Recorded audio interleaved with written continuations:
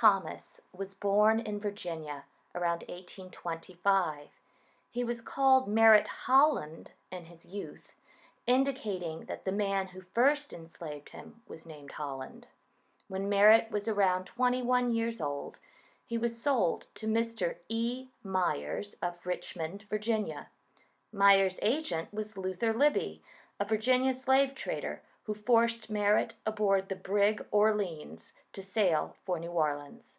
Merritt was being sold south to work on one of the large plantations of the Deep South, an unfortunate yet typical experience for enslaved individuals in Virginia as they came of age.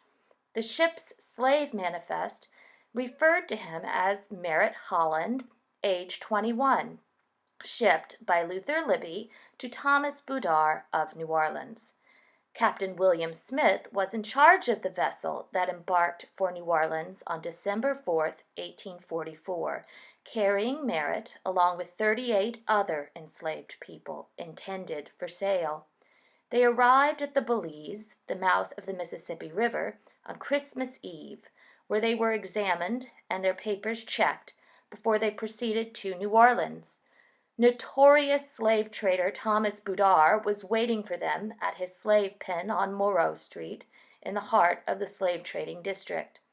Boudard worked with a network of traders and was one of the wealthiest and most well-known dealers. Lezen Becknell, the owner of Evergreen Plantation, examined Merritt in early January of 1845. Merritt was around 21 years old and stood 5 feet 4.5 inches tall. He was destined for labor in the fields of a sugarcane plantation. On January 9th, Lezen Becknell bought Merritt along with a group of 8 other slaves, including men, women, and children, from Thomas Boudard. He paid $650 for Merritt, which would be worth approximately $22,000 today. When Merritt arrived at Evergreen Plantation, he was a stranger in a strange land. He had been separated from his family and his home. He had lost his language, English, and had to learn some French to get by on this Louisiana Creole plantation. He knew nothing of sugarcane farming, but was forced to learn quickly. His support system had been stripped away from him, and he had to find a way to become part of the enslaved community. Sophie, an enslaved teenage girl, was Creole, and she would be his way in. Sophie spoke French and practiced the Catholic faith. Her ancestors had been in Louisiana for generations.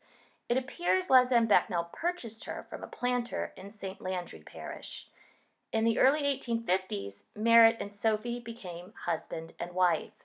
Their eldest daughter, Josephine, was born in 1856. Sophie would give birth to a child on average every other year for the next 2 decades. Merritt and Sophie worked in the fields at Evergreen Plantation until the arrival of Union troops during the Civil War. It was a tumultuous time. The plantation owners had left to fight for the Confederacy, and the Union Army took over the plantation. On March 7, 1863, the couple's 3-year-old son, Alexander, died and was buried in St. John the Baptist Church Catholic Cemetery. After that, Merritt and Sophie took their children and moved upriver to see if there were better opportunities elsewhere. They settled in neighboring St. James Parish in a small community of formerly enslaved individuals called Moonshine. Merritt adopted the surname Thomas, which had likely been his father's name. The family continued to be active in the Catholic Church, probably due to Sophie's influence, until the late 1880s. Merritt and Sophie Thomas had at least 11 children. Several left for New Orleans in search of work that didn't involve labor in the cane fields.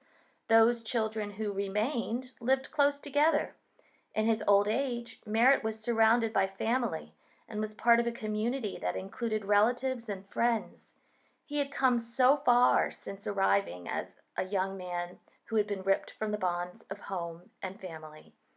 Josephine, the oldest Thomas child, married Octave Arsenault, a Creole of mixed race, when she was 17. She had 3 children with Arsenault before his death. She remarried a second time, but was soon widowed again. Her final marriage was to Basil Gardner, a Civil War veteran. Basil had served in the 84th United States Colored Infantry. He had learned to read and write while in the Army and had achieved the rank of sergeant. He saw action at Port Hudson and during the Red River Campaign. Because of his service, Basil was entitled to a federal pension.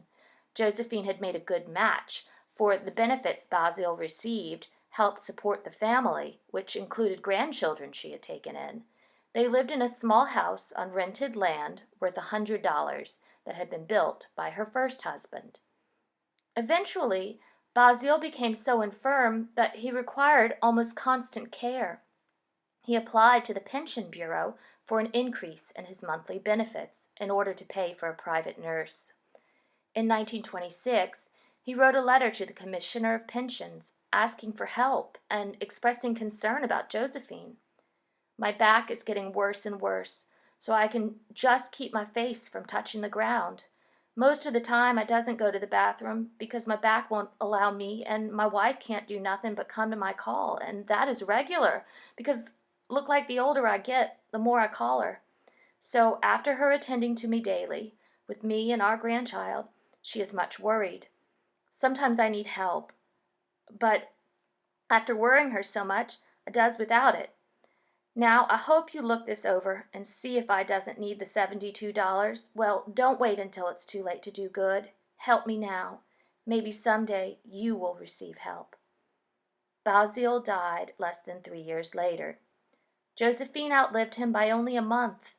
She passed away on November 24th, 1929. Her funeral service was held at St. Luke Baptist Church, and she was buried in the cemetery there alongside her husband. It is likely the final resting place of Merritt and Sophie Thomas as well. By the 20th century, most of the Thomases had converted to the Baptist faith. St. Luke was an important part of their community.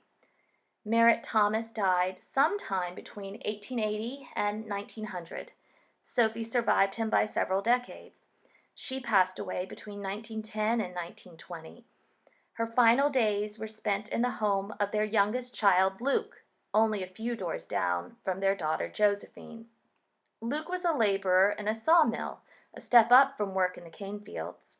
Luke and his wife had many children. He named one Merritt Thomas Jr. after his father. Merritt Thomas Jr. moved to San Francisco around 1919. He was part of the Great Migration, in which African Americans throughout the South moved north and west to seek better jobs and escape the violence and inequality ever present in the Jim Crow South. Merritt Jr. worked first as a bellboy and later as a doorman. In 1932, he registered to vote, a right that would have been denied him had he stayed in Louisiana. Many of Merritt and Sophie Thomas's grandchildren remained in Moonshine, the small community that had welcomed them after the end of slavery. Their grandson, the Reverend Joseph Thomas Sr., led the congregation at their beloved St. Luke Baptist Church. He lived to be 91 years old. His obituary described him as still on the battlefield for the Lord, pastoring for 47 years. The Thomas family, begun in a small cabin on Evergreen Plantation, now stretches across South Louisiana and California, with hundreds of descendants carrying on the name Merritt chose when he was finally free.